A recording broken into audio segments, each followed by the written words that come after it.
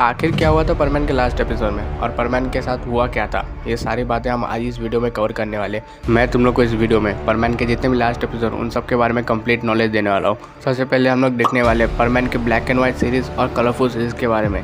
फिर हम लोग देखेंगे क्रॉस ओवर एपिसोड जो थे उसके बारे में। फिर लास्ट में हम लोग मांगा के बारे में जानेंगे।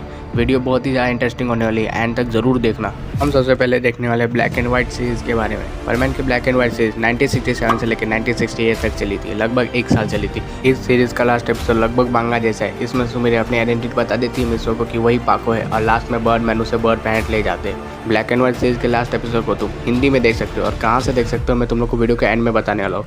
अब हम बात करने वाले कलरफुल सीरीज़ के बारे में। परमैन की कलरफुल सीरीज़ 1983 में निकली थी और लगभग 10 से 11 साल चली। इस सीरीज़ में हमें लगभग 500 एपिसोड देखने को मिले। कुछ हिंदी में अवेलेबल है, कुछ नहीं भी है।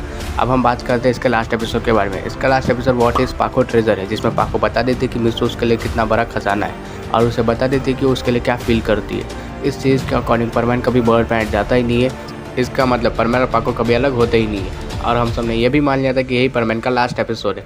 लेकिन जब सुमिरे का रेफरेंस डोरेमोन में होता है तो हमारा पूरा लास्ट एपिसोड ही चेंज हो जाता है और हमें मांगा के थ्रू ही चलना पड़ता है। अब हम बात करने वाला अपने सेकंड टॉपिक क्रॉस ओवर के बारे में। वैसे तो सुमिरे का डोरेमोन सीरीज में बहुत बार रेफरेंस हुआ है और अभी भी हो रहा है, पोस्टर के थ्रू नहीं तो वीडियो के थ्रू। लेकिन हम मेनली 2 एपिसोड है जो सुमिरे को पर्टिकुलर स्क्रीन प्ले दिया गया है। पहला एपिसोड है नोबिता बना फेमस और दूसरा सीक्रेट लव ऑफ सुमिरे होशनो। सबसे पहले हम लोग बात करते हैं नोबिता बना फेमस। नोबिता बना फेमस ये 2 बार रिक्रिएट हुआ है। सबसे पहले एक बार रिक्रिएट हुआ था जिसमें सुमिरे बताती है कि कोई उसका बचपन का दोस्त है जो उससे बहुत दूर चला गया और उसका आज भी वो इंतजार कर रही है। इस एपिसोड की खास बात यह है कि हमें अडल्ट मिसो की एक झलक दिखाई गई थी इसमें लॉकेट के थ्रू, लेकिन इसे जब रिक्रिएट किया गया था तब इसमें हमें छोटे मिसो की फ़ोटो ऐड कर दी गई। पता नहीं लगता है TVSI का ग्लिच होगा, लेकिन उस समय हमें अडल्ट मिसो की एक झलक तो मिली ही थी। तो उसके बाद हमें कभी नहीं मिली मिसो के बारे में इन्फॉर्मेशन। अब हम बात करते हैं secret love of Sumire Hoshino. Secret love of Sumire Hoshino में ज़्यादा कुछ नहीं है। नोबिता डोरेमोन जानना चाहते थे कि सुमिरे किसे पसंद करती है और आगे जाके किससे शादी करने वाली है। नोबिता डोरेमोन सुमिरे के पास जाते हैं और उनसे पूछते हैं कि आप किससे शादी करने वाली है आगे जाके। सुमिरे बताती है उन्हें कि उनका कोई दोस्त है जो उससे बहुत दूर जा चुका है और उसका वो आज भी इंतजार कर रही है। इसके एंडिंग में हमें छोटी सी स्पेस की झलक देखने को मिली थी। इसका मतलब हम समझ सकते हैं कि मिसो अभी भी रिटर्न वापस नहीं आए। नोबिता बना फेमस और सीक्रेट लव ऑफ सुमिरे होशनो का आपस में कोई भी रिलेशन नहीं है। वो दोनों अलग अलग एपिसोड है और अलग अलग समय पे चल रहे।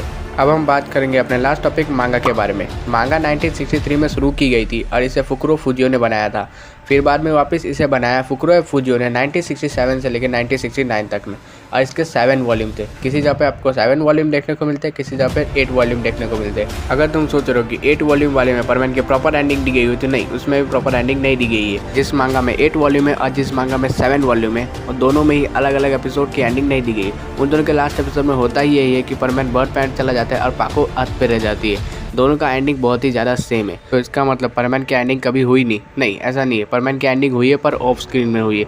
अगर तुम मेरे पुराने सब्सक्राइबर हो तो तुम्हें पता होगा कि मैंने एक शॉर्ट बनाया था जिसमें मैंने बताया था कि मेरे को सुबासा से रिप्लेस कर दिया गया था। और क्यों रिप्लेस किया गया था आप सबको पता ही होगा, तुम मेरे पुराने सब्सक्राइबर हो तो।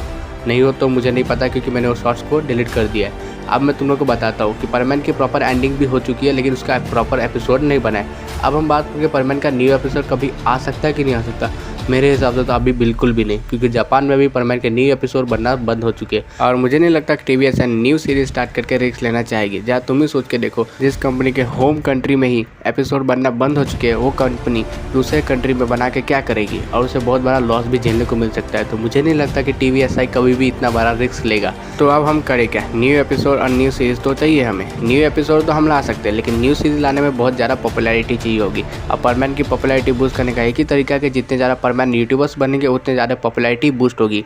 तो बस उन्हें सपोर्ट करो जो परमैन के ऊपर वीडियो बनाते हैं। मैंने पहली बार ऐसे एक्सप्लेनेशन या फैक्ट टाइप वीडियो बनाई है। अगर इसमें तुम्हें कोई भी कमी या दिक्कत लगी हो तो प्लीज़ मुझे कमेंट करके बताना, ताकि मैं उसे इंप्रूव कर सकूँ। अगर तुम वीडियो यहाँ तक देखे हो तो वीडियो तुम लोग को जरूर अच्छी लगी हो। चैनल पर नए तो चैनल को सब्सक्राइब कर लो और वीडियो को लाइक करना तो भूलना मत। तब तक के लिए take care and bye bye.